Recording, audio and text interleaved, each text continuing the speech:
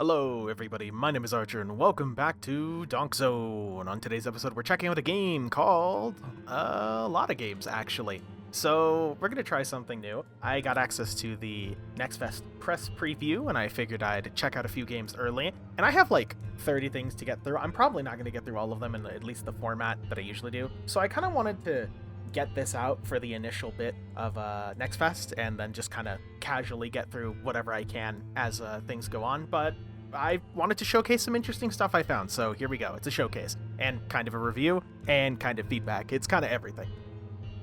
Giant's Heart is a frenetic room-to-room style roguelike where your goal is to get to the boss and win within 5 minutes. There's a giant timer at the bottom. Simple premise and decently fun, but the demo is wildly unbalanced. Your weapon has an attack that needs a cooldown for max damage, like you have to stab within a specific window, you can't just spam it, and a parry that just feels like it has entirely too little parry frames.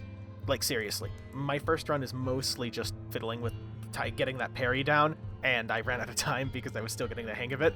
The second time, I built for move speed and scaled attack cooldown, and it turned to the point where I could just mash, and I just won the game. The boss wasn't anything special. He's very one-note, kind of boring. Cool design, like visually, it's just gameplay-wise, I was not really impressed with him. It's got a few little interesting bits and bobs to break up standard roguelike affair. You have some meta progression in the form of a garden with a matching mechanic, so you have to plant veggies adjacent to each other to get bonuses, and it scales them in certain ways, or downscales them if they don't like being next to each other. It's a really, really cool effect. It just needs more work into it, because as it stands, it was kind of one note. That's kind of the thing that this demo struggles with, I think, is it needs level variety and enemy placement variety. You've seen every room and monster combo within maybe a run, at least in how it felt to me. I would suggest some vertical levels in the mix and some bigger rooms. That would definitely help break up the feel, because I know the enemy placement is going to be a problem until the variety increases or until you get more monsters, and I think adding a few more rooms that challenge your ability to move in a different way faster would at least help alleviate that in the short term. I'd up the parry frames, I'd add some more orientations for monster placement, like, yeah, it's just kind of obvious. Nerf the crown a tiny bit. I got the crown on my second run, and that thing is busted as fuck. And definitely work on your boss design. The boss was very sad. Here's me walking slowly and just kind of laughing at his little bomb attack. It really needs work. Overall, though, I see a lot of potential in this one. I like its aesthetic. I like its characters. I like the general feel of everything going on of this weird speed demon roguelike, and I would recommend you try it out if you're interested in something like that. Do a run, see if it clicks, do another one if you're feeling on the fence, and let me know how it goes. Trading Card Inspector. Papers, please, but as a card game inspector. Not really much to say here, honestly. If you like following meticulous rules and trying to perfect your craft of spotting illegal and taboo cards and shredding the failures, it's a pretty good time. It's a little much on the eyes, but with multiple palettes and style options, you can kind of just easily switch to one of those. The card game aspect's really cool. You have like a little card viewer and with lore and text blurbs and things. But all that being said, it didn't really pull me in that much because fundamentally it's just Papers, Please with a different set of rules in this card game veneer. And the card game veneer's cool. It's just not much more than that. If you like Papers, Please, then you'll like this. Oh, Tabula. Tabula hurt my brain in a good way. Tabula's whole thing, and it's very simple. It's a puzzle game that you play through a Windows Explorer type system, revolving around you connecting windows in a way that lets you get all the flags and get back to your spawn point in order to beat the level. And it's very, very challenging with some of these orientations. They introduce puzzles that you can't stack on top of each other or specific orientations you have to follow, and it just absolutely wrecked my shit. I ended up playing through quite a few of the levels and having fun with it, but it's definitely something that if I go back to, I'm going to have to just sit down for like a couple hours and get through.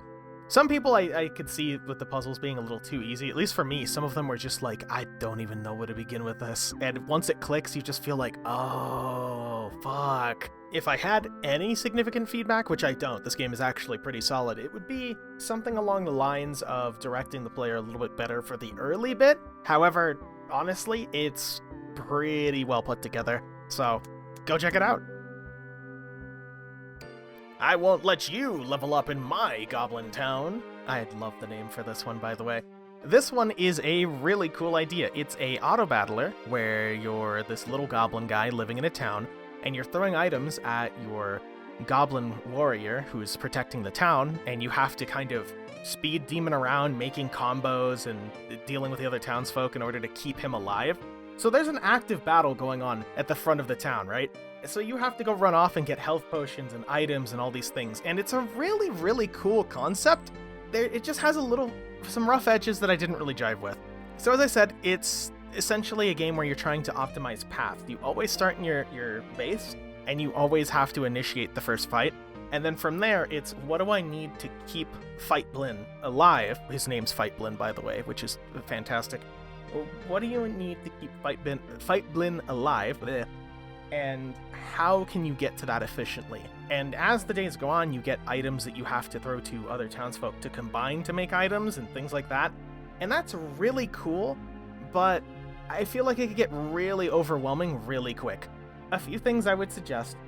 One is a way to permanently carry over an item to have ready at the start of a fight or at the start of something, like a little chest or something you can store an item in, because you can technically walk around town and do things, but you can't actually, it'll just reset everything when the fight starts. And I think that's kind of a missed opportunity. You want, I think, the player to have that little cushion for people who just aren't, we'll say, as speedy as the dev wants them to be. So having like a health pot or something right there, nothing too busted, but something to just give them that edge, I think would be a good idea.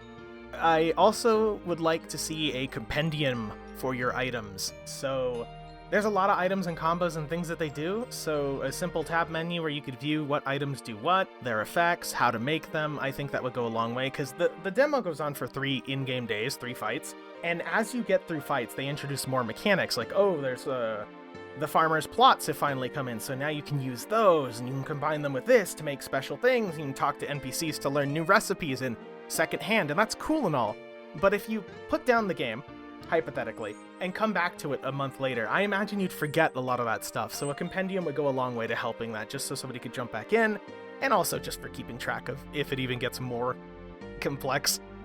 Also, it had a really massive difficulty spike, at least for me, with the final wizard guy, where I was kind of smooth sailing through the whole thing, and then I got to wizard guy, and I was just getting my ass kicked. It was really annoying. Probably just me. Eventually I did get through it, but that's just one rough edge that it felt a little odd.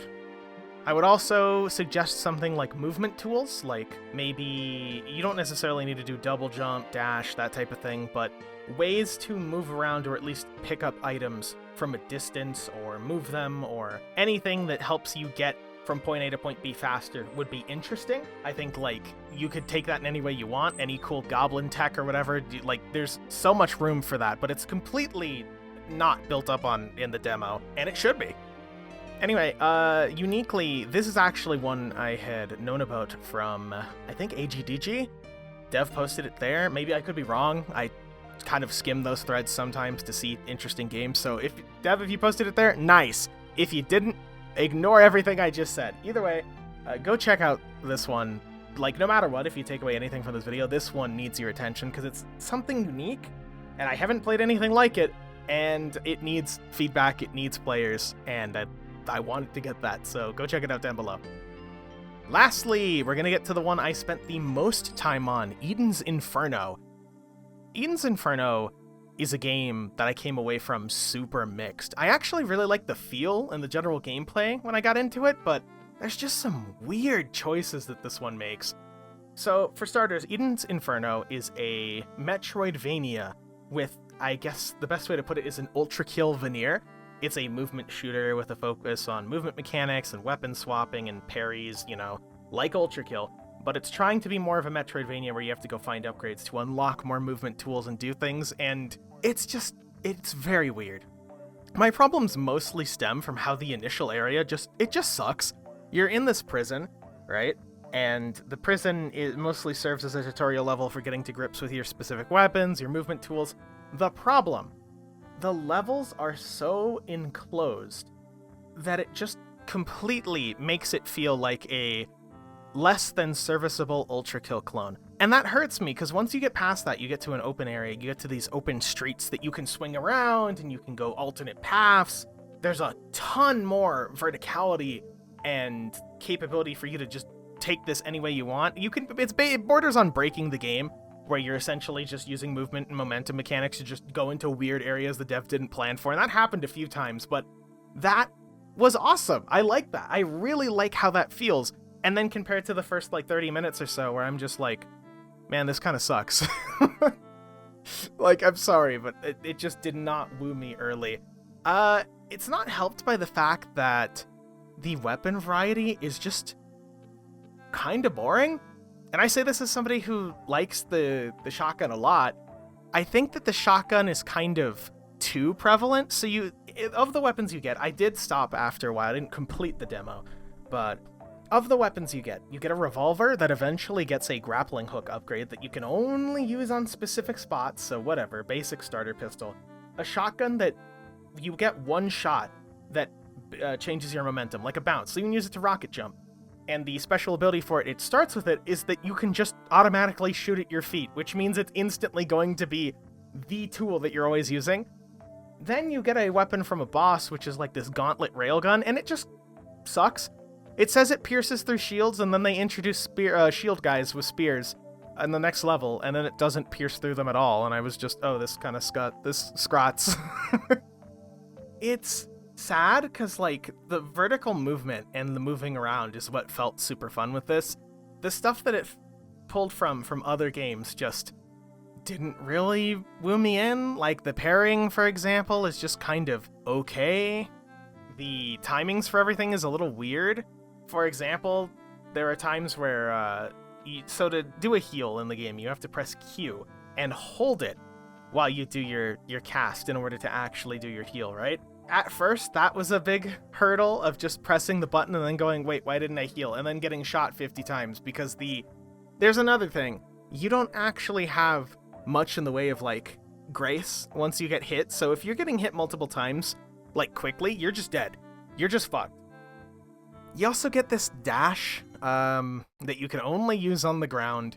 This little short-range thing, primarily for dodging melee. But I just told you get a shotgun that lets you fly in the fucking air when you right-click, so why in all of God's name would you use that when you can just shotgun under you and fly away? The best defense against melee weapons is to just not be near them. I think that is just kind of like an encapsulation of my problems. There's so many... I like the world idea. I like most of it. It's cool, at least enough to keep me interested in seeing where it goes. But it's just some decisions are really... peculiar is the word I'd use.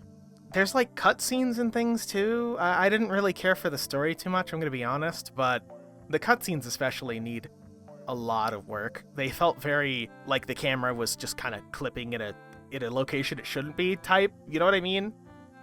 If I had to give solid feedback, and again, I've been a little harsh on this, but if I had to give really solid feedback, I'd say improve the weapon variety, where you want to focus on making the movement tools a bit more distinct.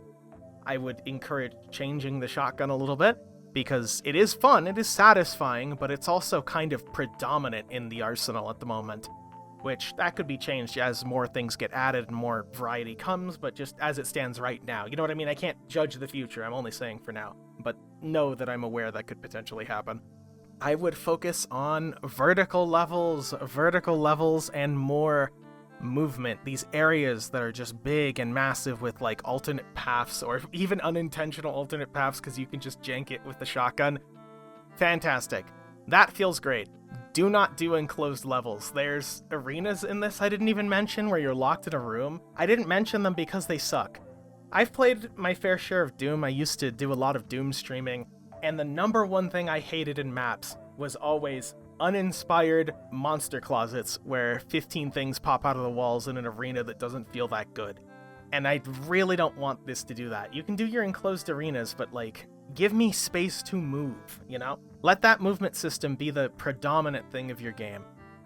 Another thing, real quick, this is a personal note. The Gauntlet, at least as far as I had played, doesn't have a movement tool. Maybe it does later on and I just didn't get there.